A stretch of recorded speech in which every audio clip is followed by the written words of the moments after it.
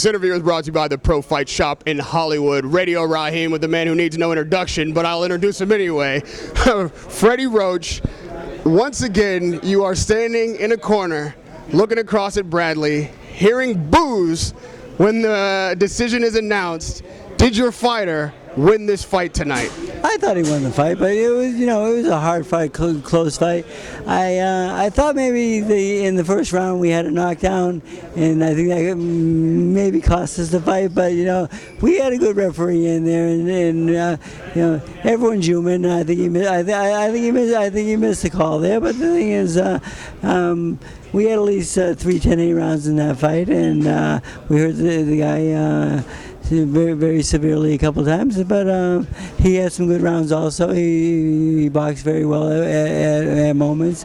So, at one point in the fight, I told Ruslan, I said, if you don't show me that you can make get away from those punches and make them miss, I said I'm gonna stop the fight. And then he went out there and started moving his head a lot better, and he hurt him in that round. And I said, now you have to show me you can win the fight. And he went out and did that, and then and that was in the 10th. So the 11th, he showed me he could win the fight. In the 12th, I said, okay, now let's finish it. And he came very close. But that's how it goes. But I think he's made himself a star in America and Russia, and he should be very proud of himself. He's a little disappointed right now, and obviously I know why. But the thing is, I think a couple of days he'll realize what he did, and his fan base just is huge right now. Now the referee thought about stopping the fight too. He made the same comment. Do you remember what round it was when you were making the decision that, hey, maybe I'm going to have to, close this show? I think it was in the 9th round where he took a lot of punches. It was either 8 or 9. And then I said to him, I said, you know what? You can't take that many shots. If you take that many shots again, I'm going to stop the fight. And he started moving his head a little bit faster and a little bit, because that's one thing we have to work on is defense, of course, because he has fast head movement when he concentrates on it, but then when he gets into a little bit of a lull, he moves a little bit slow. So the thing is, he's getting hit too many shots, and I told him, I said, you know what, if you give me another round like that, I'm going to stop the fight. And and HBO came over and talked to me right at that moment also, and I said, I'm thinking about stopping the fight if he doesn't show me that he can make some of those punches miss. Now, one of the things, there are not many, but one of the things that people criticize you for is the defense. They often think that your fighters don't have great defense. Did you work on that specifically for this fight? And when they get in there, is the offense so good that it's hard for them to step back and move when they feel like they can knock the guy in front of them out? Well, yes, but the thing is, we teach defense and so forth, but it's really the mentality of the fighter. It's like Amir Khan. If he just followed the game plan and just used the jab and outbox his last opponent, he would have won the fight easy. And if he fights a rematch with that, he would do the same thing. But the thing is, he likes to exchange a little bit too much, and that's part of him, though. That's not part of me.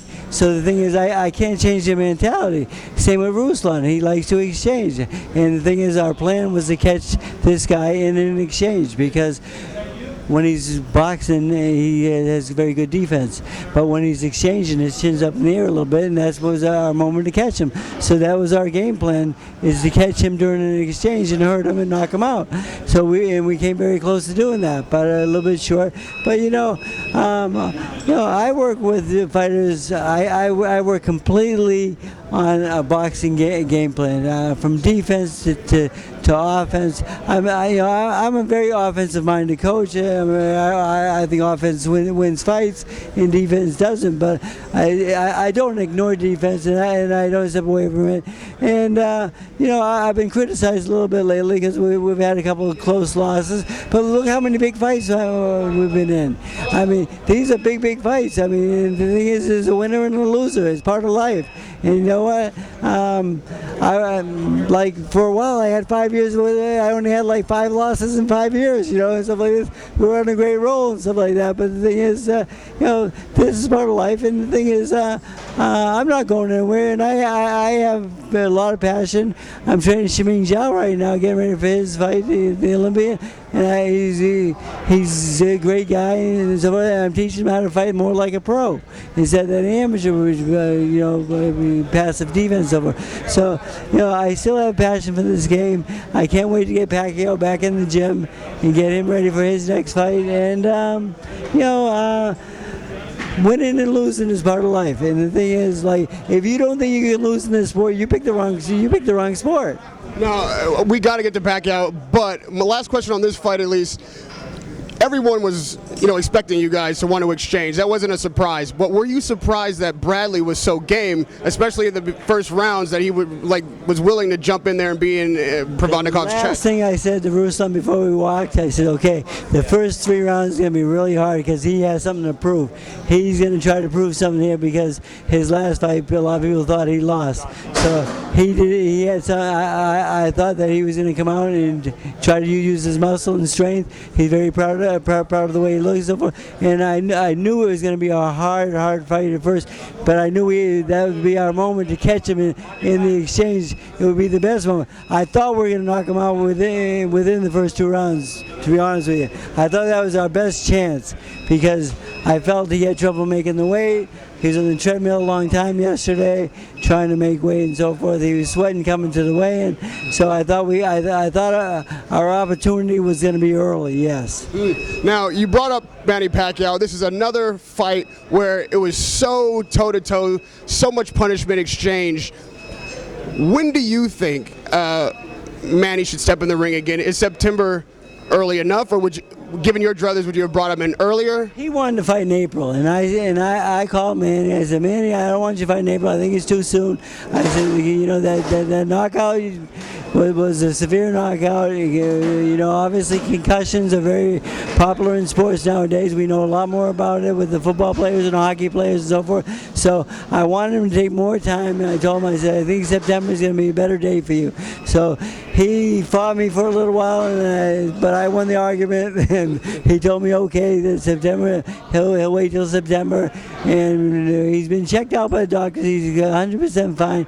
There's no problems whatsoever, but I just wanted more time because, with these concussions and so forth, like a football player gets 2 in a year, and he's going to suffer later in his life and so forth. And I don't want anyone to suffer later in life because I stayed a little bit too long in my sport when I was a fighter, and I'm paying for that now. So I don't wish that on anybody. So I'm trying to watch my fighters the best I can. Now, those of us who love this sport and the fighters in it, at least I can speak for myself. When you see cartoons, memes, as they call them online, things that making fun of Pacquiao being knocked out and these kind of things, how does that affect you? Has it affected him? Like, what do you think when you see that kind of stuff? You know what? I haven't seen it because I don't really read the internet, to be honest with you. So, but people tell me about it, of course, because I get stories.